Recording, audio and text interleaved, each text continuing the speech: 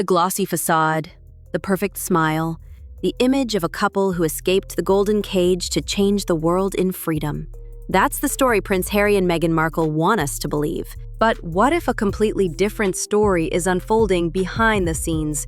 A story so explosive that even the most loyal staff members are running for the hills.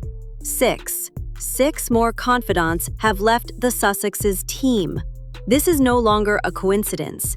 This is a pattern, a mass exodus. And the question we all have to ask ourselves is not who left, but why? What do these people know that we don't? What is really happening behind the closed doors of their multi-million-dollar estate in Montecito? Stay tuned, because today we're dismantling the PR fairy tales and looking at the naked, uncomfortable truth hidden within Harry and Meghan's innermost circle. And that truth is more complicated and shocking than any headline would ever admit. To understand the full extent of this, we need to take a closer look. We're not talking about some interns here. We're talking about the absolute top tier of their staff. Let's start with the most recent cases revealed in the new report. For example, there's Catherine St. Laurent. She was recruited as an absolute top executive from the Bill and Melinda Gates Foundation. Her job? Chief of Staff and Executive Director of Archewell. She was supposed to turn Harry and Meghan's vision into reality. Her start was full of pomp and grand announcements. After just 1 year, she was gone. Officially, she is now only in an advisory role. Anyone familiar with corporate language knows what that means. It's a polite way of saying, it didn't work out. Then we have James Holt, a longtime loyal PR strategist who fought for them on the front lines as their UK press secretary. He was promoted to executive director of the Archewell Foundation. A reward for his loyalty, one would think. But he has now also left this leadership role. That alone would be alarming. But now comes the shocker.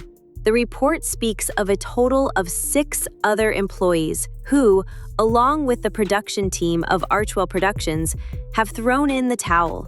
This includes the head of production. That's the heart of their Netflix deal. The people who are supposed to produce the multi-million-dollar documentaries and shows. Gone. And do you remember? This exodus has a long history. It's a wave that began back in the palace. Melissa Tuabti, Meghan's personal assistant. She reportedly quit in tears after just 6 months. Samantha Cohen, an absolute palace veteran who worked for the Queen for 20 years. She was brought in to teach Meghan the royal ropes. She didn't last long. Amy Pickerel, Meghan's deputy private secretary, who was considered one of her closest confidants, she also left. The list goes on. Security personnel, nannies, communication chiefs. It's a real revolving door. And this raises 2 very uncomfortable theories that we are now going to investigate. Theory 1 is the one that the palace and the British press love. Theory 2 is the one that might be much closer to the truth. Theory 1 is the simple, catchy explanation. Meghan Markle is a nightmare boss. For years, the British tabloids have painted this picture: Duchess difficult, the demanding American who clashes with the stiff British work ethic.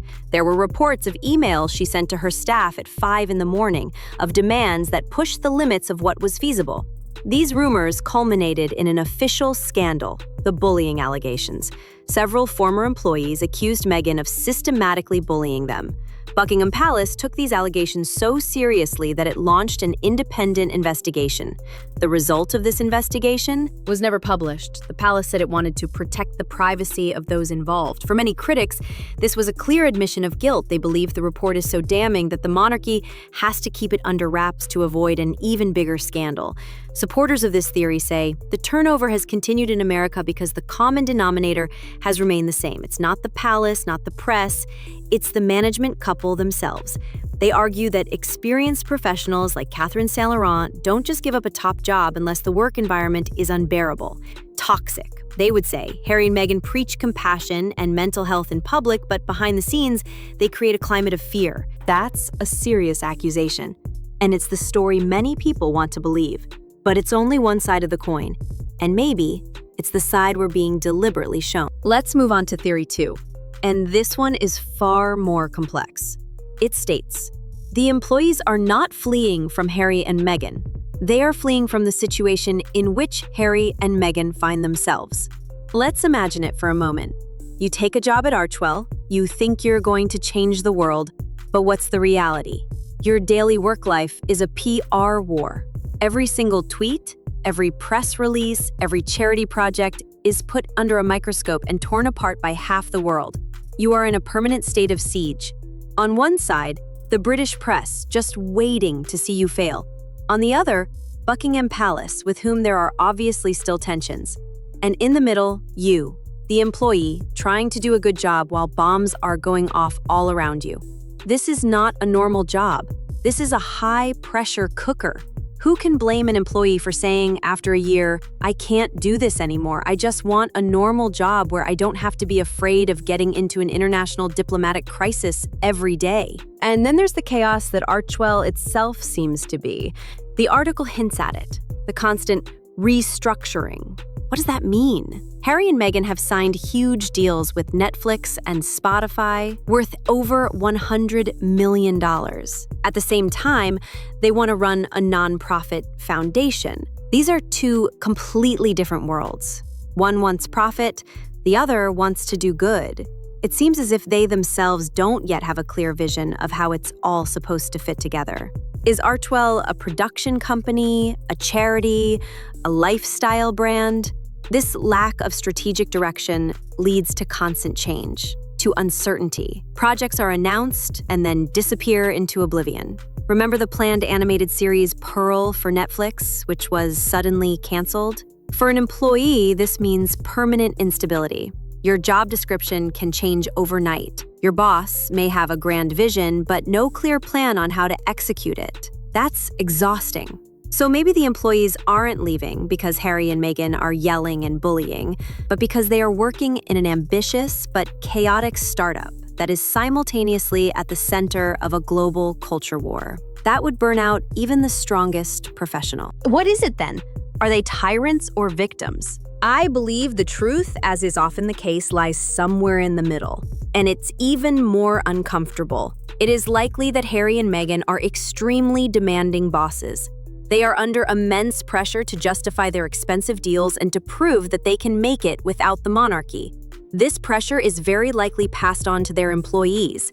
High expectations, long hours, a desire for perfection. This can quickly be perceived as toxic, even if it's not intended as bullying. At the same time, it is undeniable that anyone who works for them is exposed to insane external pressure. The two factors reinforce each other into a perfect storm. A demanding boss in a normal company is one thing. A demanding boss where every mistake you make ends up on the front page of the Daily Mail worldwide the next day, that's a whole different league.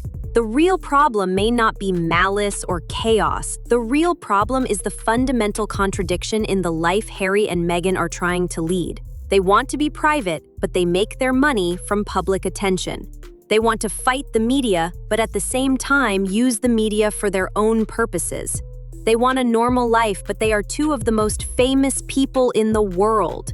Working in this field of tension seems almost impossible. The employees who leave may not be victims of bullying, nor are they traitors. They may simply be the logical consequence of this unsolvable contradiction. They are the canaries in the coal mine, showing that the air in there is just too thin to breathe. At the end of the day, the mass exodus at the Sussexes is more than just gossip. It's a symptom of the relentless pressure, the internal contradictions, and the difficulty of building a global brand outside the protective, yet restrictive walls of the monarchy. Every employee who leaves is another crack in the carefully constructed facade. And while the PR department works overtime to patch up these cracks, the question gets louder.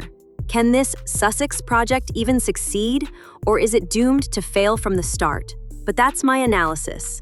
Now I want to hear yours. What's your theory? Do you believe in the Duchess difficult or the unbearable external pressure?